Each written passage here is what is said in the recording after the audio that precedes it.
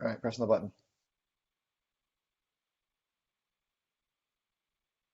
Well, good morning, everybody. We're having a time right now to gather together to dig into the Word. And in particular, Terry and I are going to be um, investigating, discussing, breaking down some of the practicalities of the day in the life of an evangelist and really accomplish a couple of things. We're hoping to open the door a little bit more into the reality of what preachers do.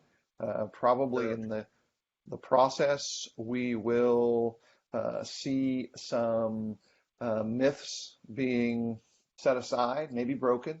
We'll probably also get a chance to interact with some folks with some great questions. We hope that you have those for us. Terry, how are you doing today? Doing pretty good. Good. Thanks, Phil, and looking forward to our discussion today. Well, good. I'm looking forward to it too. We talked about doing this one, I don't know, about a month ago almost, when we first came up with the idea and first kind of came up with the concept. Um, so let's kind of begin to dig into it a little bit. And we've got four sections, if you will, laid out for us. They're not really an outline so much as ideas. But when we talk about, and our specific title, by the way, is What About a Day in the Life of a Preacher? And our first point is, what are we talking about? Like, what goes on in the life, in the day of an evangelist, and what does that look like? And I know we also kind of talked earlier about looking at it from different perspectives of where we were in our work in the past, a little bit of the present tense, and a little bit of the future. So Terry, like when you started preaching, and specifically after your internship with Wilson, what did your days kind of consist of? What was going on there? When I first started, there was a whole lot of study, a whole lot of Right. personal study was going on, and because I think one of the things to point out about this that we're going to talk about is how radically your days change based on a lot of factors. Your age could be one of those factors. Your The size of the congregation is another factor, I think. The Mhm. leadership is a factor. All of those things become factors in this process, and so I think that's one of the things to kind of point out. So when I was first starting out, I had 4 months of preaching experience total training. Um, and was thrown into after that, which was the best thing for me, was thrown into full-time work. I was not one of these multiple internship guys. I didn't do that. I wasn't in a two-preacher arrangement until I've been preaching over 15 years. I didn't have elders in either of my first two works, which was the first 10 years. So when you think about that um, and how that worked, my day, well, in large ways, my day was spent a lot doing studying, a tremendous amount of administrative task, a tremendous amount of what I would call deacon work, which was placed on my plate in the absence of elders. Um, and so it was kind of a mixture of all of that. And I think for most of us that start out in those environments without elders, without deacons, that's what ends up happening, especially when you're young, because in a lot of ways you're very eager and you're not willing to say, hey, wait a minute, I'm not going to do that. So let me explain what I mean by that. Like if somebody needed to take care of the copier, that fell to me. If there was a plumber coming to the building, that fell to me. If there was something going on with the sign needed to be painted, that fell to me. If there was a benevolent issue, that fell to me. And then on top of that, um, you had the bulletin, you had two classes, you had two sermons, you had all that work that went on top of that. Um, and at that age, putting together what I would call a quality sermon took a lot longer than it does now. So you're looking at minimum the week that I started typing things out. probably 8 to 10 hours on a lesson, I would say. And you're fitting all the administrative tasks in that. Every letter that was written fell to me. All of that stuff was my work, and that was true for really the first two works. I think my second work, there was a few more. There was a little bit better environment among the men about some of that kind of tedious administrative deacon work, I would say. But overall, so every day. Now, what I did, and I don't know about you, um, I had a set schedule, and I still do to a degree, but I had a set schedule of the way I did things. I in my internship took Mondays off, and I've continued for 20 plus years to take Mondays off. So um, that doesn't mean, by the way, when I say take Mondays off, it doesn't mean I don't do anything. What it really means is I'm not going to go to the office. Yeah. uh, Still end up doing stuff. I think every preacher that I know of ends up working 7 days a week. But it was a time for me, especially when I was at my office more at the building, that I was not going to go into the office, and the men knew that. So Tuesdays, I did most of my administrative stuff.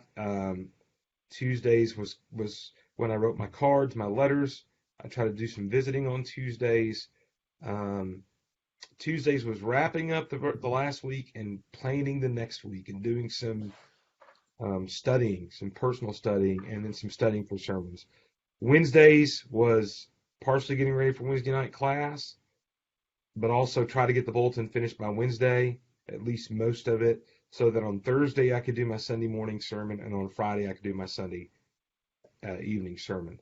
Now, in addition to that, you have phone calls and everything else that goes on, and you have to be flexible. And I think one of the things to keep in mind about all of that is, I was talking about this to somebody else the other day, just the unpredictability of preaching. And I had that 4-day routine set out. But what happens when somebody Thursday morning has a massive heart attack and is at the ER? Then my Thursday plan is completely scrapped. I'm going to be at the hospital probably the majority of the day on Thursday. And so that's one of the reasons why um, it's so difficult to say. And I don't think people have the appreciation for that. By the way, back then, what made it worse for me too, and I know I'm rambling a lot, is I didn't plan my sermons out as much. It's funny because we were just talking about that in pre-broadcast. Yeah. So a lot of times on Thursday, I'd sit there for over an hour trying to figure out what I was going to preach that weekend, which put me even further behind. So that's kind of a snapshot into what life was like as a 24-year-old preacher um, at the New Hope congregation in Fairview, Tennessee. That's which, by the way, I was the first full-time preacher in the history of the church in over 70 years. So there was some added burden, I think, on me in that sense to try to at least do things in a way there was no question about how much work was going on. So for me, I left Western, moved to Shreveport, Louisiana to work with the Stonewall Church. Typical college kid in the sense of what my schedule was like. I was accustomed to late nights, and mornings were of the devil. So I didn't go visit those mornings. Especially, that's just a typical college kid schedule. But I was also maybe even a little bit more so. I'd work night watch at Florida College, and so did a lot of stuff in the afternoon, evening, late hours, and really didn't have a clue on how I needed to plan my work at all. There's no idea. And so instantly, high levels of anxiety in regards to making sure I was prepared and not knowing how to solve that. And so my first solution was, well, I know I need at least to be ready for the weekend. And so my solution, in the unhealthy way that it was that I had to have multiple sermons ready eventually, like in case something changed on that Sunday, we had different visitors. You create this vice-like pressure on yourself to perform in that regard, which had me working 7 days a week. There Yeah. was no day off concept. I was also single, and so There's not the interaction of family needs and benefits that come there. And so basically, I just worked and worked out. Those are the two things I did. Worked out for my health, and then I went back to the office and studied. And then during the week, I tried to interact with brethren at various activities, events, go to t-ball games, go to dinners, do whatever I could do. Um, but the solution was to work more to solve those things. When we moved from there to Wilsonville, Oregon, now married, we're building a family, some things change, and working from home. Again, you got small children, you're trying to do all these different things. We were in a home office at that point initially. The building that's presently used by Wilsonville was not part of the picture. We were meeting in rented spaces, first full-time evangelist. And so I, again, ramped up the pressure on myself, trying to make sure that everything was done. And so if you had told me that me preaching was going to also include me sitting for hours trying to get multiple copies of CDs, DVDs, whatever produced and made and printed out, and spending an entire week copying off somebody else's sermons to mail out to everybody else, I would be like, what? That doesn't seem like what I think preaching looks like. And, for me, I was spending at least 20 hours or more on a sermon because of my level of obsessiveness, of understanding what I was going to say. And so, you have two sermons each Sunday, two Bible classes each week, plus individual studies, plus trying to do personal studies. And so I was basically living in my office. And those are not healthy choices. My brother-in-law gave me a book in that process that Barry Kirchhoff, I think he gave it to me. I can't remember if he gave it to me or I bought it, but Barry Kirchhoff had put together a book. And then the reason it was inciting to me is he mentioned a schedule in the book. And Barry's schedule is one I still try to keep, which is a Sunday through Thursday mindset. And so that on Thursday, when you leave your workspace, your sermons are ready for Sunday. It doesn't mean you're not going to do anything on Friday or Saturday evangelistically. It doesn't mean that any of those things are going to be the case. It just means that you're going to have those sermons. If you had an emergency, you could preach it without touching it again on Sunday. And so Friday or Saturday, something comes up.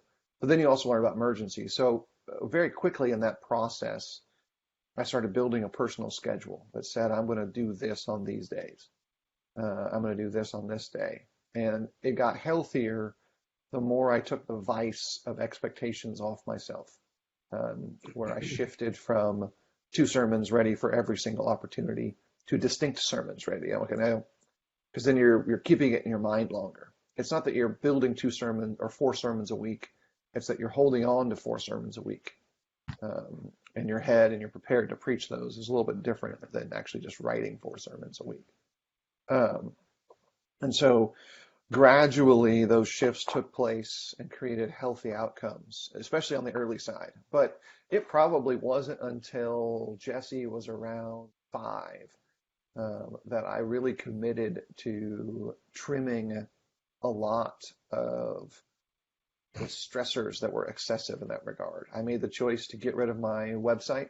It was really popular at the time, but took a lot of time to maintain. And I said, it's done. I deleted everything off of it and became a placeholder because I didn't want to be tempted to go back in and keep adding content and keep tweaking it and editing and all that stuff, and began to shift a lot of that. So the first part of the Day of the Life Preacher for a young guy was an obsessive amount of study, an excessive set of personally applied expectations. I want to emphasize that these are things that I was holding myself to. There were certainly pressures from brethren to be, to do, to engage. Culturally at that time, there was a high expectation that you were going to be aware of all the issues. And so you're thinking you got to stay on top of all those issues. And you got to read, you got to study. So as a young preacher, you're going to be a little bit emotionally caged and probably physically caged. But then that shifts in time because of natural expectations. And we kind of move into the middle phase of things, and the what shifts as well, and the where shifts, and the when and the why.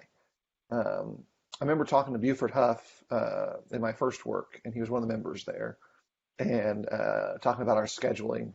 and he told me that he was going to start calling me on in the mornings, Monday mornings when he woke up. I said, that sounds great.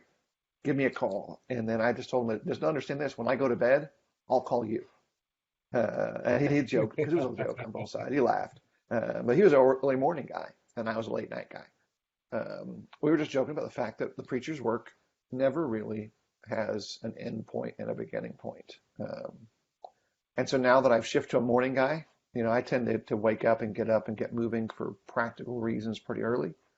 Um, that shift has coincided with family needs and congregational needs. I know you were talking earlier that you typically expected your interns to be present at about 8 a.m., Yeah. which I would assume that's also what you were holding yourself to, is to be there at the office at 8 a.m. or before as much as possible. Um, it Um, was rare for them to beat me to the office. Let me put it that way. I mean, yeah, today, now my life is different because of other family obligations. We'll get into that in a minute. But um, on a typical day where I go to the office, um, what we have going on there typically is I drop my kids off at school. The last one I drop off usually around 7:30, and I head straight to the office.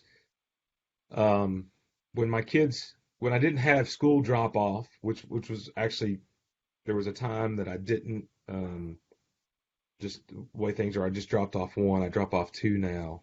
For those who don't know, my wife's a teacher, so when my kids were going to school with my wife, I didn't have a drop off. There was a time period early on where I wasn't as much of a morning person either. And so I may not go to the office till 9 o'clock or so. Um, then when I got to Memphis and I didn't have to drop kids off, there was a time then where I actually was at the office before 6 some mornings because I had shifted to an early morning person.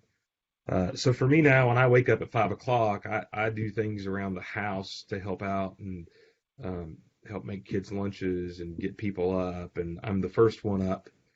Um, and I will, do other things, household chores, and be out of the house by 7 for car rider line. Um, so, but yeah, and part of that was a discipline issue at 8 o'clock. Especially training young guys, there's a tendency, if you're not careful, for them to buy into that preaching's easy and they only work 4 hours a week kind of mentality. And I wanted them to realize that preaching was work. And it's one of the things we talk about in this page is do the work. It is work. And typically, most jobs have a start time. And so because of that, um, we need to have a start time at 8 o'clock so that you have a discipline of getting out of bed. Because particularly with young guys that you work with in internships, that's generally getting up early in the morning for some reason is generally an issue. And so you try to counteract that.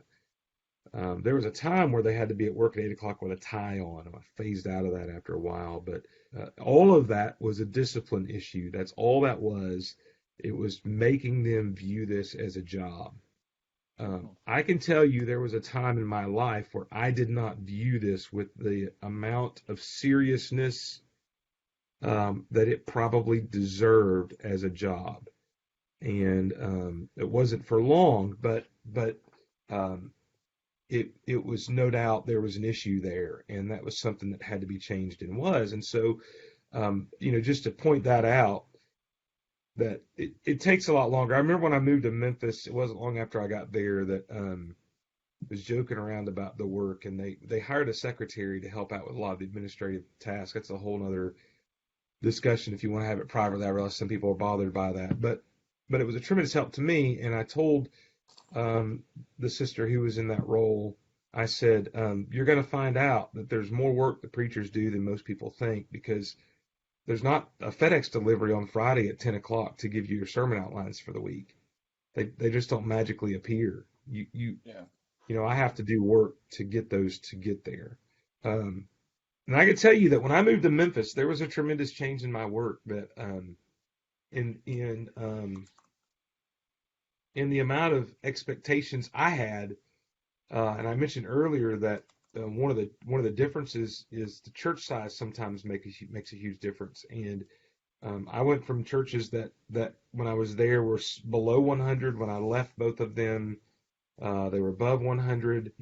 um, and came to a congregation of 175 that when I left was on the brink of 300. Um, that just all of those things we talked about earlier about emergencies and things that pop up and people, we didn't even talk about how sometimes people just drop in your office and want to have a 40-minute conversation about something and you don't have that scheduled. Um, when you get to a church that's bigger, that all grows exponentially. All of that just gets more and more prevalent. So that's that's one of the issues I think at play in all of that that maybe a lot of people. And by the way, I'm not saying in that we don't want you to stop by our office and talk to us. I'm not saying that. I want to make that very clear. It just makes the unpredictability of that makes things difficult. It's the similar thing of I've had nights where I didn't get to sleep. I've been up over 30 hours before dealing with issues with members, usually health issues, sometimes marital issues that I get called at. And those are the things most people don't think about that pop up from time to time in the work. We're not saying those are things that we don't appreciate or don't have a desire to do.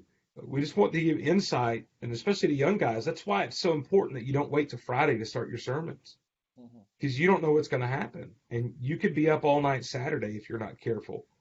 And the other side of that, Phil, and I don't know if you've had this happen to you. I've had it happen to me. I mean, you prepared for multiple sermons. I traditionally only prepared for one sermon per time slot. I didn't have the flexibility. I didn't intend to that you went into with, and that's fine. That's just a personal preference. But it wasn't uncommon for Friday at lunchtime to go, I hate this sermon. I mean, I hate everything about this lesson, and completely start over. And and that also can wreck your weekend.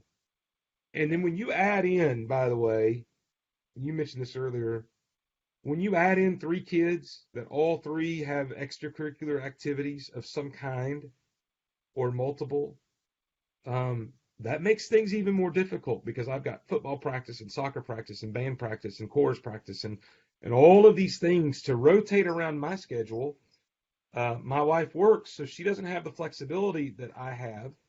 So in addition to that, guess who takes the kids to the doctor when they get sick, or guess who has to pick them up from school, or that falls to me because I do have more flexibility, which is a blessing.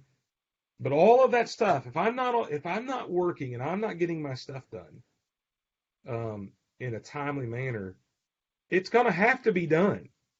Um, Sunday's coming no matter what. I think that's one of the things preachers understand. Yeah. Sunday's coming. You can't stop that train.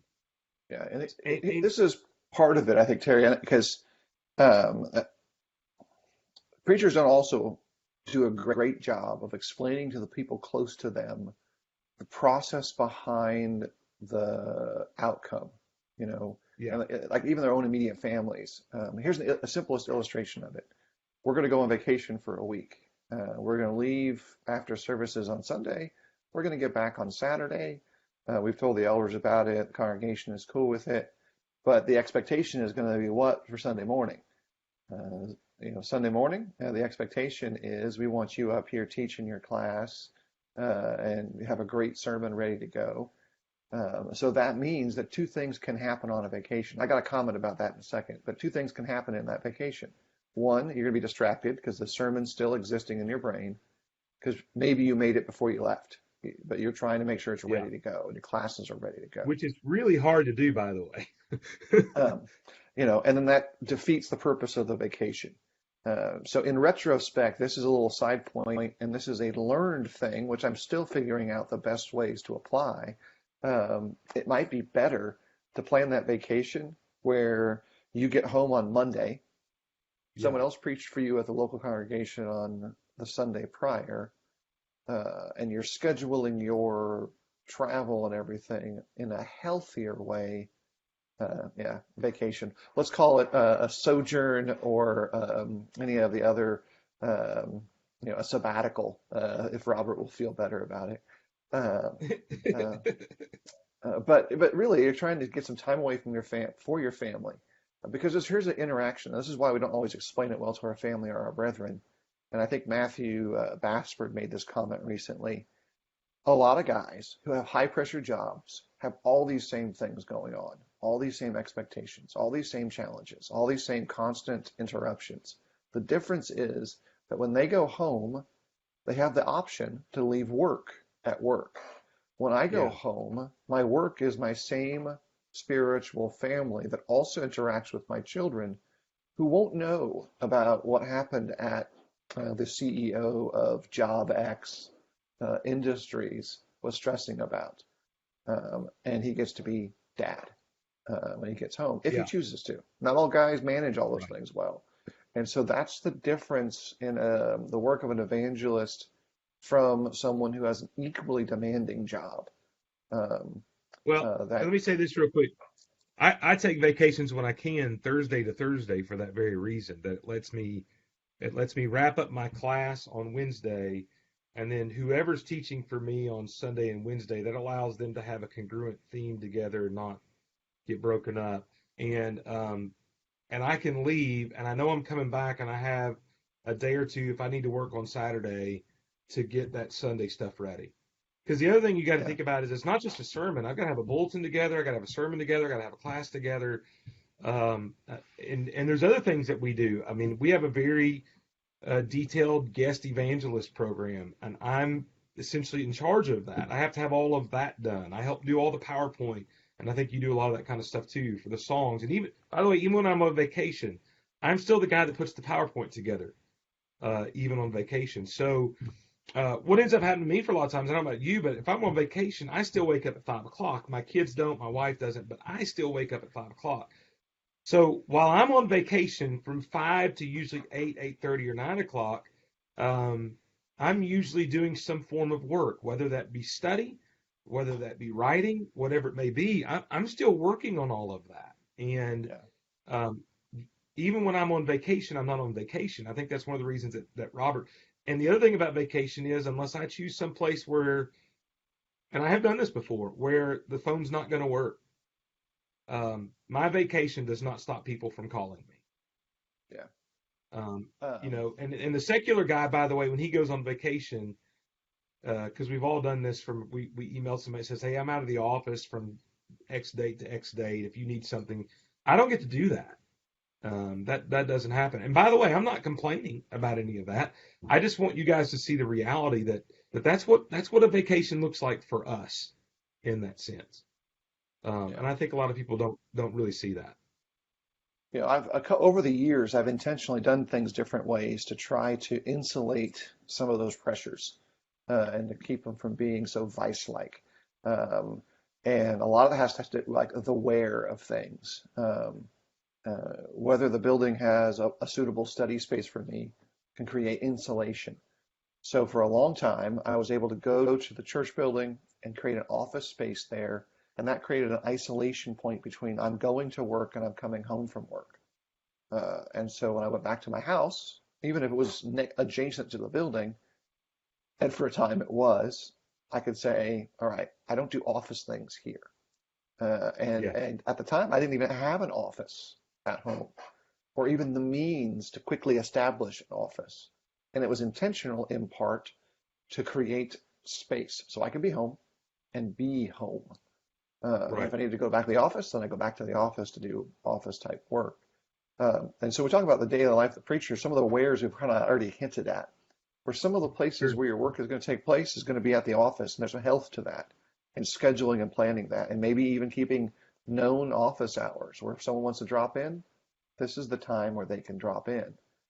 Now I kind of move around a lot because, like Terry, my kids are involved in lots of different things. I've got a kid down in Florida, and so I want to go involve myself in some of the stuff he's doing at different times, and he might travel through, so I want to be there for that if I can.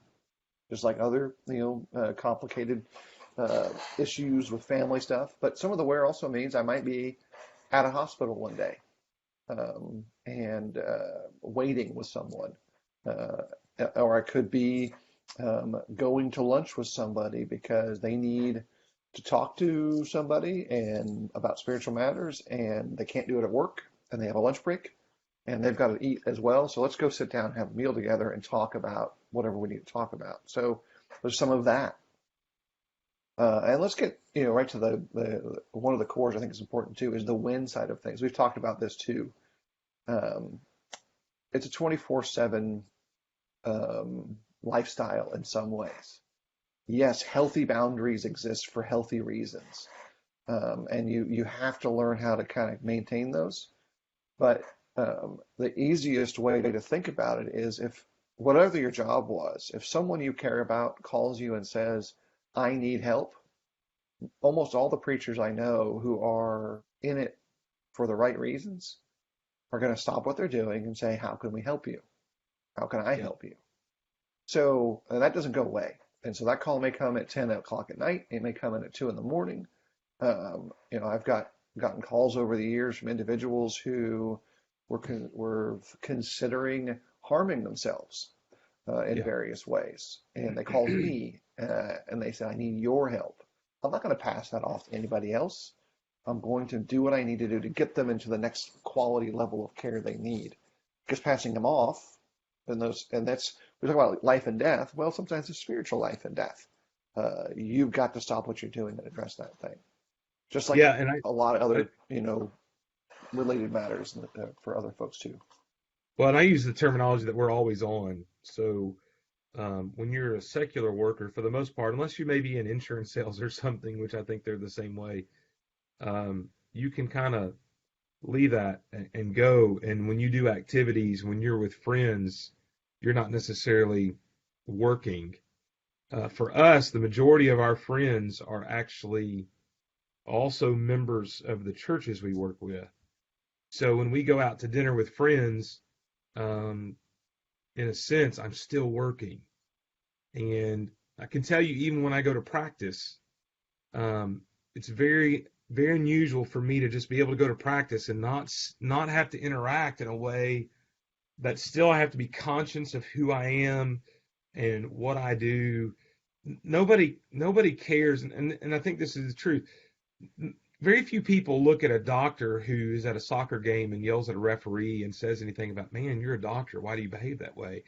But if you're a preacher, that's a common thing. And by the way, not always not yell at the refs. Everybody knows that. But at the at the end of the day, what I'm saying is that it is 24/7 because we're not even allowed really the downtime most people take for granted. One time I was asked to put down my time, how much I spent, and the person was amazed at the number of hours, but then they were upset about the things that I included in that. For instance, somebody from church comes over to my house. Well, believe it or not, that's part of my work. So much part of my work that we're going to talk about finances at some point. But you can take off hospitality as an expense on your taxes as a preacher because it's considered to be part of your work. Yeah. Um, there's a right way and wrong way to do that, by the way. We hope to get into that, but so when you think about that, when people come to my house, I'm still working.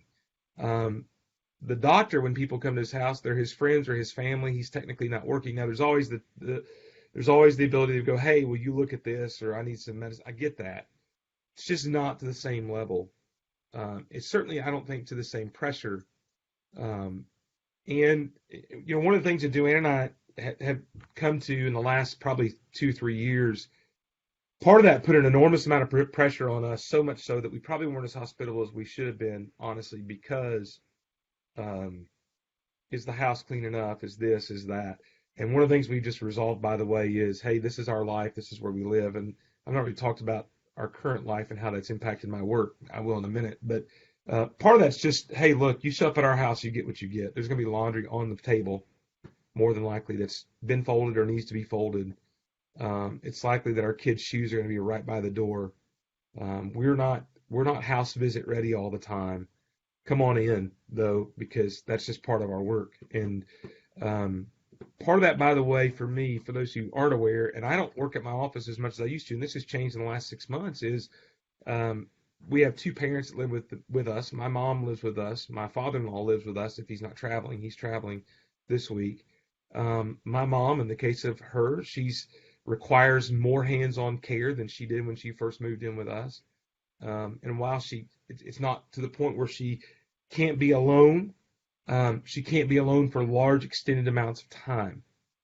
So if I'm going to go to the office for, let's say, 4, 5, 6 hours, I've got to find a caregiver to come in for that time to be here for her and to meet her needs, which has demanded kind of a change in my work, that I work from home more than I used to.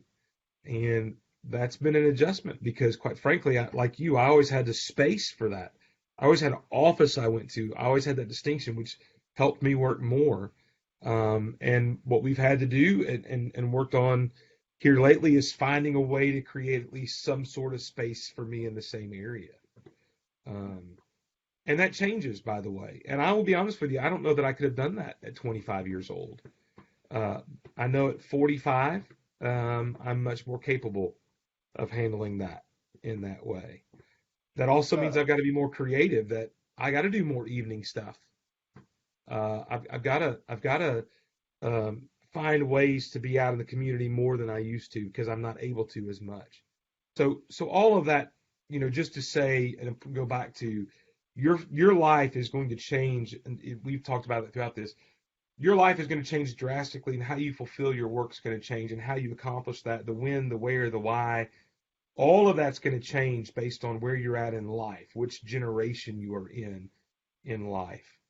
What doesn't change is the fact that there's work to do, and you've got to do it to the best of your ability because that's what glorifies God and grows the kingdom. And Sunday's always coming. I mean, that's what never changes. That is constant in that sense, and you will adapt and figure out how to do that. I will say, and then I'll shut up. that's To the never going to young, happen. yeah, whatever. To the young guys, yes, Josh Collier, 45 today. To the young guys who are just kind of starting out, and you're in a smaller work, and let me say, if I had known now how the work's changed and how much I do now, I would have studied even more when I was younger because you have a lot more time to study when you're at those smaller works and you're younger. That's really when you can build up a storehouse of knowledge, and great study habits that go along with that, that allow you to be able to manage when you're somewhere else in life at some other stage of life. You build up that knowledge base and that work habit while it's easier. Don't chase that for the rest of your life because you didn't take the time to do it. Yeah, I'll add this. I'm kind of thinking on a summarization level. By the way, Sunday is always coming is terrifyingly awesome, because Sunday is wonderful, but for the evangelist in levels that can be raising to high levels of anxiety. And so there's some terrifying aspects of Sunday that preachers go through that have nothing to do with, I'm afraid to go say something. Yeah. It's all the other stuff. But there's three areas that I kind of wanted to like summarize with at least some suggested best practices for young preachers, for those in the middle sections of their work, even as your work matures and everything changes around you and your kids leave the home and parents might come back into the home. The priority of your faith is paramount. It has to be at the top of the list. On a biblical standpoint, who you are and what you teach is the razor's edge of judgment. And so you've got to invest in the word, invest in the practical building of your faith. And so that has to be something that is included. And that's a practical metric of time, like spend time on building your faith. But also add these two other ones, which is your family. Your family needs to be legitimately prioritized. You can go extreme like I have at different parts where I'm not going to do any meetings. I'm just not. I'm going to be Yeah. there for every family function.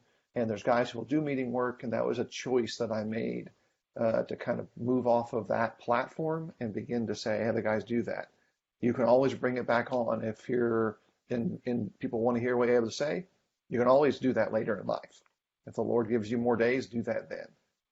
But you can do other ways to make sure your family is a priority. And I'm not talking about quality time. I'm talking about quantity time. Yeah. Actually let your kids see you doing things other than sitting over the desk reading your Bible and reading a commentary. Go out and be part of their lives. And the third one is maybe one that we don't talk about, but you do need to invest in your flesh. At various levels, I've been successful and not successful in this process. And we didn't talk about this, but I think we should. Your day should include physical activity. It really needs to for to be able to accomplish the first two. You've got to maintain a foundation that lets your family and your faith interact with you for as long as God needs you to. Um, when I first started preaching, I was lean. Terry might remember the way that the wind would blow. I could potentially lean to one side. Gradually started working out. I think, reached around like 190 or something in 1999. Very low body fat. All the things that young guys want to accomplish. I was building that frame. You move forward to 2001, and all that's gone. The pressure of preaching, lifestyle changes, ballooned up to almost 250 pounds. And so, yeah, I'm 6'5", and yeah, you can hide 250 pounds on a 6'5" frame in different ways. But that's not healthy for my heart. It's not healthy for my knees.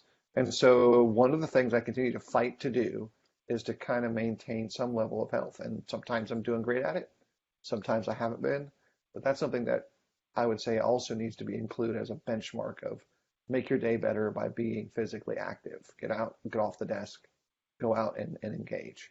So, faith, family, and even your flesh need to have some priority because God has work for you to do. Terry, commentary, complaints, or corrections. I want to try to sum up things here in a second Well, too. my laptop's about to die in a minute. I will just say this: I have never been lean, so that's and maybe the fact that I don't have my own TLC episode is proof enough that I have done a little flesh care, but need to do more. One of the things we didn't talk about, and maybe that's another thing, is what Sunday looks like. I'll just tell you all real quick. I'm up by 5 o'clock on Sunday, whether I want to be or not, because I spend usually 3 hours Sunday morning going through and focusing on what I'm going to do that day and somewhat over preparing in the process um, than what probably I used to do when I was younger. That it's important to have that time and to focus on that. Um, so from that standpoint, I think again that dips in the area of things that I'm not sure the common member understands or knows. How much work and how much emphasis and how much effort goes into those things is pretty intensive. Um, Yeah. and And we may and talk really, about a Sunday as an entire episode at some point. yeah. And I will tell you this that to the young preachers, if you're only working 40 hours a week, I don't think you're doing your job more than likely. If you're a full-time preacher, I don't know that you can. And there's a lot that needs to be done. And so encourage you to just keep doing the work. It's a lot of work. There is no more rewarding work though, and so just continue to do the work. Um, this is the last tie on. We'll certainly have some things coming up in the course of January and February we want to talk about. We'll probably include conversations about traveling to ancient Near East and Israel, some stuff about the preacher and his finances. We've got some questions from the audience that we're going to break out. We might also include some look into the Sunday life of an evangelist. I think maybe we'll have to have Peyton come on and talk about his experience with his first full-time sermon and how long his nap was afterwards. Um, 4 hours. He took a 4 hour nap for a yeah, 28-minute sermon. yeah, yeah. That's Um, because he's not in the emotional shape that he needs to be in. yeah, And Clay makes a good observation about the metric of productivity. He talks about how he's been bivocational for the last 6 years, and he feels like he's been more productive. And certainly, there's probably some benefit to the foundation he laid when he was fully focused into the work of an evangelist, and maybe he trimmed off some things he was doing that others should do. And there's probably some insight there that we can touch into. But we'll have some stuff going over the course of the next couple of months. We'll try to get some of these topics out ahead of time as well, so people who are interested might be able to set aside some time to participate in those conversations. Um, Terry and I will both be in Florida the first week of February. And while we've joked about having a guerrilla broadcast there on the campus of Florida College, we're not quite sure what we're going to do. But if you happen to be in Tampa, in Temple Terrace, the first week of February, hassle Terry and then say hi. If you want to say hi to me or hassle me too, you already know you can do that. But everybody else, have a fantastic day and come back next week and we'll talk more about the work of an evangelist. See you, Terry. See ya.